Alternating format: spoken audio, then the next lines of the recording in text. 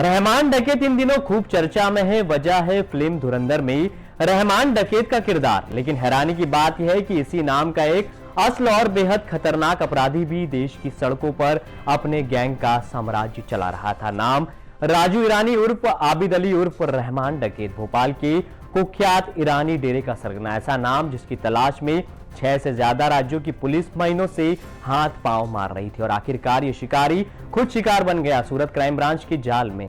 कहानी शुरू होती है खुफिया इनपुट से। सूचना पुख्ता थी, भोपाल का कुख्यात रहमान डकैत सूरत में दाखिल हो चुका है और इस बार भी उसका मकसद साफ था, कोई बड़ी वारदात। पुलिस इंस्पेक्टर JN गोस्वामी और उनकी टीम अलर्ट हुई। घंटों की निगरानी, सटीक प्लानिंग और फिर वो पल आया जब उस अपराधी को दबोच लिया गया जिसे पकड़ने में कई राज्यों की पुलिस नाकाम हो चुकी थी। DCP भावेश रोजिया बताते हैं कि ये कोई मामूली बदमाश नहीं बल्कि पूरे क्राइम नेटवर्क का मास्टरमाइंड है। असल नाम अब्बास अली, लेकिन अंडरवर्ल्ड में पहचान राजू ईरानी और रहमान डकैत।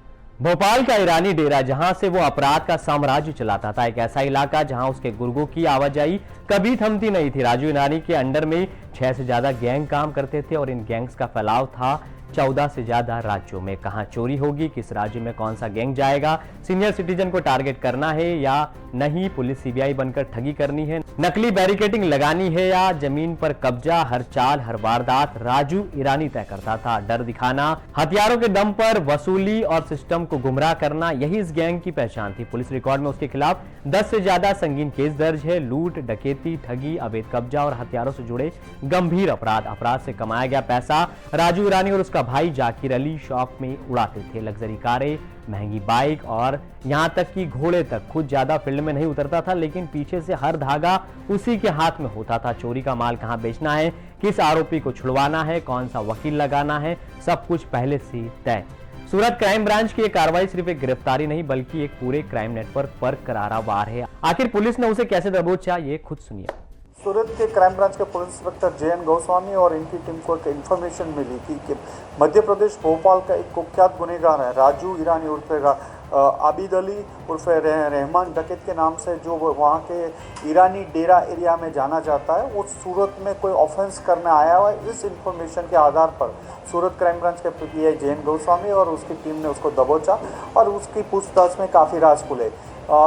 आबिद अली उर्फ राजू ईरानी भोपाल में ईरानी डेरा का मुख्य सूत्रधार है। उसके हाथ के नीचे अलग अलग 6 से ज़्यादा गैंग कार्यरत हैं जो भारत के अलग अलग 14 से ज़्यादा राज्यों में एक्टिव है और राजू ईरानी अभी भी 6 से ज़्यादा राज्यों में वांटेड चल रहा है। इसकी एमओ देखे तो ये अलग अलग गैंगों को अलग अलग स्टेट में डिसाइड करता था कौन सी गैंग कहाँ जाएगी, क्या करेगी।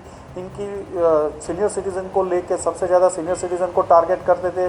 CBI पुलिस का आइडेंटिटी देख के उनसे गहने ले लेना, बैरिकेडिंग लगा के पुलिस की तरह बात करना और वहाँ वाहन चेकिंग में लोगों से गहने पैसे ले लेना और ज़मीन पे कब्जा करना, वेपन के साथ घूमना, ये सारी चीज़ों के साथ इनके खिलाफ ऑफेंस 10 से ज़्यादा ऑफेंस में रजिस्टर है। और 6 से अभी दिसंबर लास्ट वीक में जब भोपाल पुलिस ने वहाँ उस कॉम्बिंग किया गया तो 150 से ज़्यादा लोगों ने कॉम्बिंग करने के बाद 34 लोगों को पकड़ा गया था। 10 जिसमें 10 महिला हैं, 34 पुरुष हैं। राजू ईरानी अपने शौक़ों की वजह से वो और उसका भाई जाकिर दोनों पहचाने जाते हैं।